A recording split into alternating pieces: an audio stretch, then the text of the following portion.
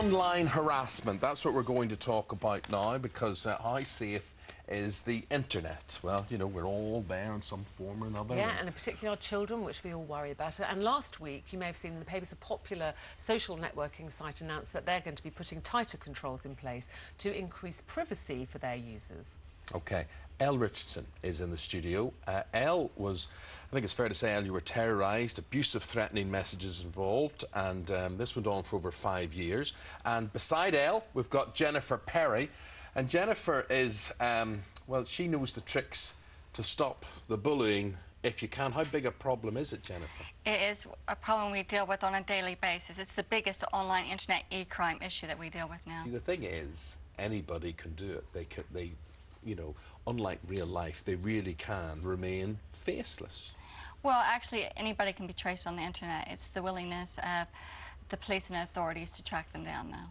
Right. So when people say, you know, we've often talked about internet bullying, particularly among children, it doesn't often sound that dramatic, bit of name calling, but yours was very dramatic. How did it start? Because it's been going on, what, 5 years? It started about 2005, I think it was May 2005. I had a message on a music forum, because I do use music forums, I'm into my music myself, and it was quite threatening, quite aggressive, but I just put it off as someone being a bit stupid with too much time on their hands. The next message comes through: if you don't respond, I'm going to make your life hell. I reported them to the administrator and they were banned. I thought that was the end of it. 5 years later, they were true to their word, and I mean, I had impersonation profiles, I had death threats, and I would get messages up to 30 a day. I'd have impersonation profiles. They'd set profiles up pretending to be members of my family. It just went on and on and on. It's fair to say it went beyond even the normal realms of bullying. This was someone with a fixation, a complete fixation. Yeah, it seems that, because I mean, I've done my music, I've worked in music before, and I think once your name's out there, you tend to be a prime target for people that have got that too much time on their hands thing going on. And I think that this particular individual latched on to me because I was accessible. And they managed to go around every website that I was on, whether it was a social networking. When you say you were accessible on every website, does this mean you were on a lot of social networking sites, and were you putting yourself out there? Because there is, you know, there is a train of thought that would say, well, the more you put yourself out there, yeah, why don't you just come off? Can you not just sort of say, well, look, I'll not do that anymore and avoid all that? Yeah, but the thing that annoyed me about that was it doesn't matter how accessible you are online, it doesn't warrant death threats. No, of course.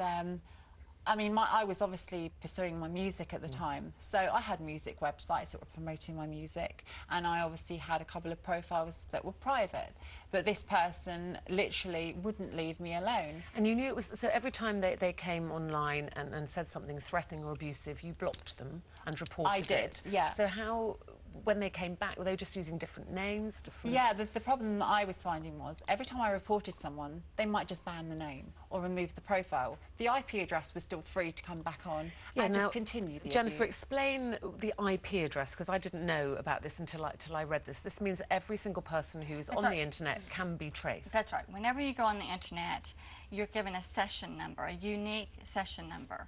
And so that unique session number follows you wherever you go on the internet. It's on every email that you send. When you say given it, you mean that just happens? Nobody, yeah, I don't ever the have computer, to type in a your internet service provider allocates you an IP address every time you do a session online.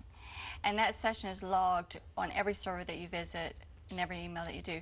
So that's why people can be traced. OK, well then, problem solved. You're getting annoyed.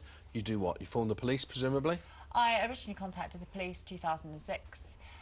Went into the police station and said, I've got this person abusing me, you need to get their IP address, trace them and arrest them. The police officer said, what's an IP address? And I said, well, it's what registers which computer they're on, the location, and I know that. Well, I mean, as you say, we didn't know that, but so it's a specialist sort of thing. I mean, I suppose the average Bobby and the beat or desk sergeant may well not know this, but presumably there are arms of expertise within the police that do know this. Had they got a willingness, is the question I'm asking you, to get out there and sort this out? I tend to find, I mean, the police... Do they see it as real crime? That's what I'm trying to say. This is the thing, I don't think it's taken seriously. I think if you go to somebody and say, I'm being abused on a website, the general consensus is just turn the computer off. But it doesn't work like that when you've got somebody who is persistent and they're following you everywhere you go, including your friends as well. Do they see it as a real crime, Jennifer? No. They don't. You go into the police and they don't want to log it as a crime and they don't want to address it. Every police force in the United Kingdom has an e-crime officer.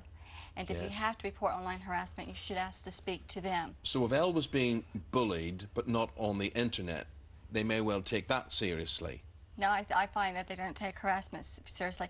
What we really need is for victims of online harassment to be able to get a restraining order as easily, cheaply as a victim of domestic violence gets a molestation order. Well, that's what we need. We need an instrument to stop the restraining order. In their defence, the police say, we have continued to support Miss Richardson as a victim and continue to monitor the situation. You don't believe that? No, I didn't actually receive any support, so I do find that particular part of the statement quite funny. But they did nab the person who was harassing you. Yeah, apparently they've got learning difficulties. Yes, the individual was interviewed. It became apparent that this individual suffers from significant learning difficulties. They said, having considered the full circumstances surrounding the offences committed and seeking advice, they gave the individual a warning under the Harassment Act, but they did not charge them. They did not pursue charges. They said to me, the person who's been doing this doesn't deny it, but they've got learning difficulties and they got mental health problems. Has that put an end to it all? I've not had anything since, but I kind of feel very nervous that it could happen again. The police saying to me, oh, you know, it won't happen again. We can assure you. I said, you can't assure me of anything because you couldn't assure me that this person wouldn't have done this. But could I ask you, I mean, it's very brave of you coming out and talking about this, and so many people, we know our lines, our emails will go red hot today, and people say, look, this happens to me as well. But you've put yourself above the parapets again, and you could be attracting this. Does that not worry you? No, because I generally believe that this needs to be dealt with, and the only way to deal with it is to bring it to the public sector. So, Jennifer, how do you do that? How do we protect, ourselves, and particularly our children, you know, because, you know, as Elle said, you know, it would be easy to say, well, just don't use the internet. The minute you get something like that, stop using it. But it's part of people's lives now, especially younger people. I think to prevent it, the things that you want to look at doing are don't use your name. Use an anonymous nickname or something that doesn't identify you, so it makes it difficult for people to search for you. Don't use provocative pictures. Don't use provocative language, or some of the things that you can do.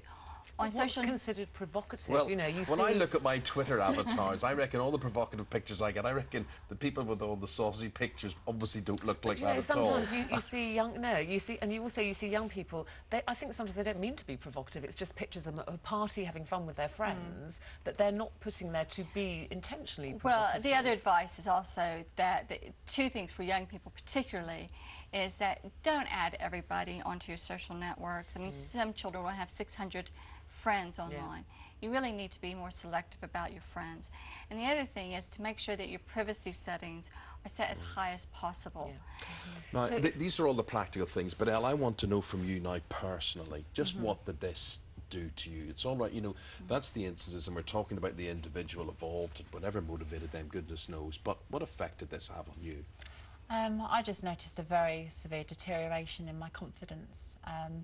I've suffered with depression and stuff in the past, and I just found that this elevated the whole feeling of just being worthless. I felt very suicidal at times.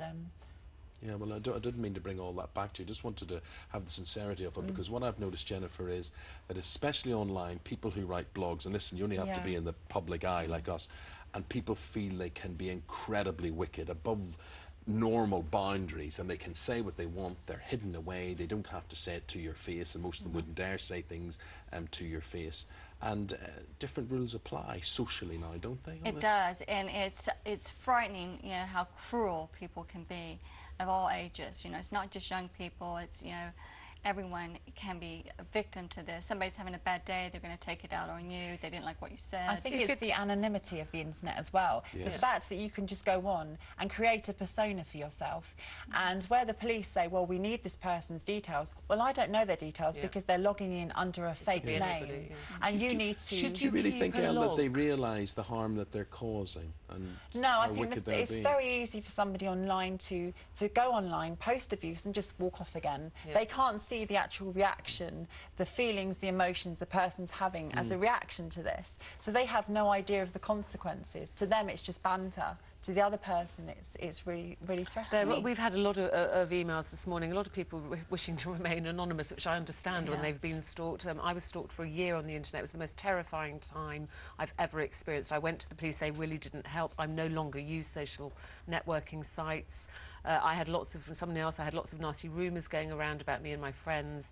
I only wanted to use it to keep in touch with friends from school. People need to be more aware of who they add to their list. On the other side, there can be a huge positivity to the whole community out there. And, you know, when you look at something like Twitter, you know, I've been down in the dumps at times and been on Twitter, and people are incredibly supportive and really nice, and there's that whole other side to it. It can be a force for good, or it can be a force for great evil, as we see in Elle's case. It is. It's just being smart online. Just like if you're going into a rough neighborhood or something, you take different precautions, and we have to learn what new online safety habits are, and we're just a generation that hasn't learned that yet. And keep improving them as well. Yes. Well, I hope you get your confidence back to go on and pursue your music career and your personality out there, because I'm sure there are a lot of people who want to be your friend and want to love you and want to communicate with you. I'm going to campaign to online policing really steps up. Okay. So police, are you listening? For more information or advice on anything we've just discussed, you can go to our website. Try not to leave any abusive messages if at all possible. itv.com/. Yes, because we'll have your IP, what is it? IP address. IP address. Yeah. Now you know.